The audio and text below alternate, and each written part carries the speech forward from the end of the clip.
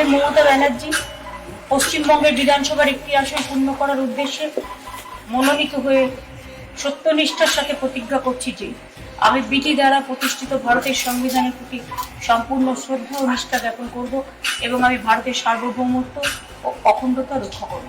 মমতা ব্যানার্জি।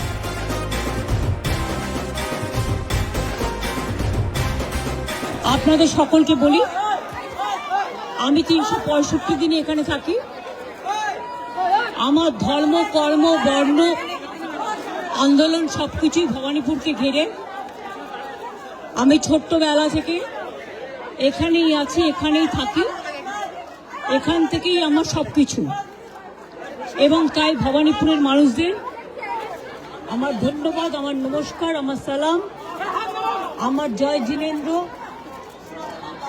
ভালছো বলে, সত শ্রী আকালজি বলে সবাইকে নমস্কার নমস্তে জানিয়ে আপনাদের সকলকে অসংখ্য ধন্যবাদ জানিয়ে আমি আমার নমিনেশন যেমন ফাইল করলাম, আমি চাই আমার ভবানীপুর কেন্দ্রের সাথে সাথে 294টা কেন্দ্রেই আমাদের তৃণমূল কংগ্রেস এবং জোড়া ফুল তাদের প্রত্যেকটা প্রার্থীকে ভোট দেওয়ার জন্য আমি বাংলার মানুষকে অভিনন্দন জানাবো। কারণ সরকার আমরাই গড়ব। আমাকে আজকেও প্রোগ্রামে যেতে হবে, এখান থেকে বেরিয়ে আমি বাড়ি হয়ে আরামবাগ গোঘাটের ওখানে প্রোগ্রাম আছে, বলাগড় পান্ডুয়ার ওখানে প্রোগ্রাম আছে, দুটো একসাথে, মানে বর্ডারে শ্রীরামপুরেও প্রোগ্রাম আছে। আমি করে ফিরবো, কালকে আবার প্রোগ্রাম আছে, রেগুলার আছে, এখন চলবে, কোনো অসুবিধা নেই। আপনারা সকলে ভালো থাকুন, গরমে শরীরে যত্ন নেবেন এবং ঝড় জল বর্ষা সব কিছুই থাকবে, সকলে তার মধ্যে ভালো থাকবেন, সুস্থ থাকবেন, সুন্দর থাকবেন।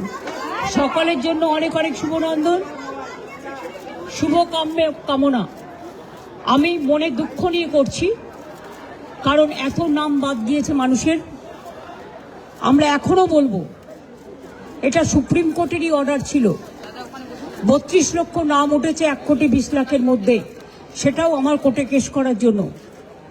বাদ বাকি 58 লাখ খোলাই হয়নি, তার মধ্যে কিছু বাদ হতে পারে যারা ডুপ্লিকেট ভোটার বা মৃত ভোটার। বাদ বাকি এমনকি অ্যাডজুডিকেশনে যে 27 লাখ কয়েক হাজার বাকি আছে, 50,000 60,000-এর মতো, তাদের ভোটাধিকার দেওয়া উচিত বলে আমি মনে করি।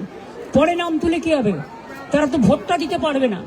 সুতরাং এটা তো সুপ্রিম কোর্টেরই অর্ডার ছিল, যারা অ্যাডজুডিকেশন আছে তারা জেনুইন ভোটার এবং তাদের ভোটটা তোলা উচিত। এটা সুপ্রিম কোর্টই বলেছিল যে তারা ট্রিব্যুনালে বাদ বাকি লোকেরা যাবেন এবং ট্রিব্যুনালে সেটেলড হবে। তাহলে ফ্রোজেন করে দেওয়ার মানেটা কি? এটা আমার মাথায় ঢুকছে না। আমরা এটা নিয়ে আবার যাব, আবার বিচার চাইব।